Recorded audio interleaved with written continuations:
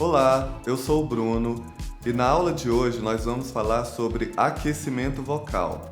Na verdade, essa é uma trilogia de aulas. A primeira a gente já assistiu, eu falei sobre alongamento corporal para o canto. E na segunda aula nós discutimos sobre respiração adequada para o canto. Na aula de hoje nós vamos falar sobre aquecimento vocal. Lembrando que o aquecimento vocal sempre vem depois do alongamento corporal, beleza?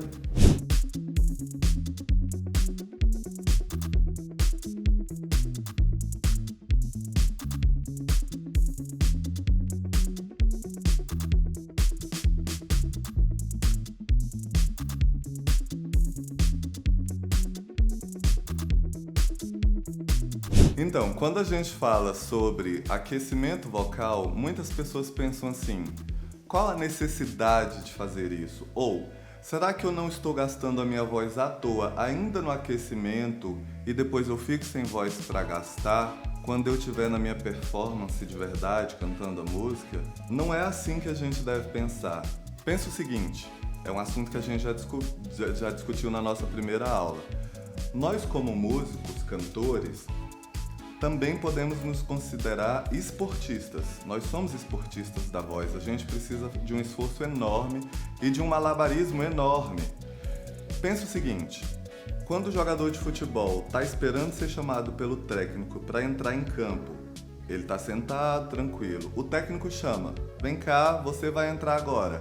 Ele já treinou durante anos, ele já sabe o que fazer. Mas mesmo assim ele se levanta e faz um aquecimento antes. Mesma coisa, você pode ter treinado anos, não importa. Na hora de entrar em campo, na hora de subir no palco, você precisa fazer o seu aquecimento. A gente precisa do alongamento corporal e do aquecimento vocal também, tá bom? Essa é uma justificativa plausível, mas você não precisa acreditar só em mim. Eu trouxe do livro O Quente e o Frio da Voz, da fonoaudióloga Janaína Pimenta, um trecho do livro para vocês entenderem o que ela, uma profissional da voz, acha sobre o aquecimento vocal também. Ela diz o seguinte: o aquecimento muscular tem como objetivo um funcionamento mais dinâmico do organismo, como maior irrigação sanguínea da musculatura a ser recrutada, suprindo aí com mais oxigênio e possibilitando alcançar uma temperatura ideal. Mesma coisa da gente começar a correr numa esteira. A gente começa caminhando. Pra gente colocar o fluxo sanguíneo funcionando. A musculatura daqui, se não estiver preparada, vai causar lesões. Se você já chega no estresse vocal, isso pode causar lesões. Então, hoje a gente vai trazer exercícios para começar a fluir o sangue nessa região também, avisando o seu corpo e os seus músculos de que você vai cantar, tá bom?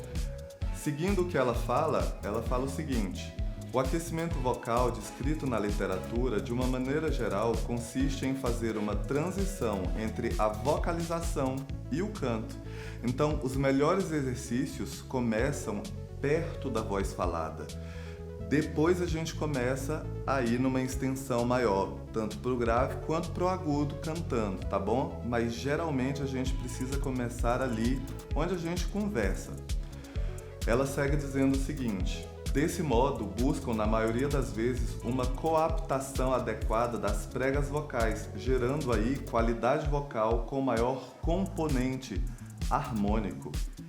Não basta simplesmente bater uma prega vocal na outra.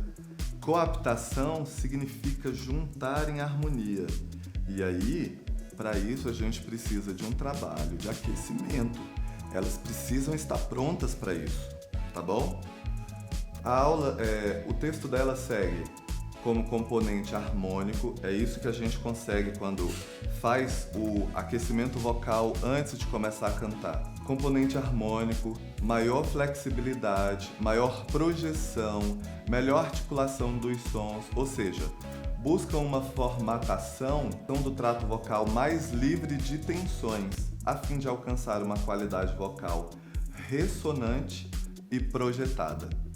aquecimento vocal antes de cantar só faz bem, não é perda de tempo, tá? Ok, obrigado por terem ficado até o final da nossa aula e se vocês aprenderam alguma coisa, curtam, compartilhem, mostrem para os seus amigos, falem sobre a gente. Quando você divulga, o YouTube percebe que o nosso conteúdo é relevante e indica para mais pessoas também. Então, ajuda a gente aí. Valeu, obrigado!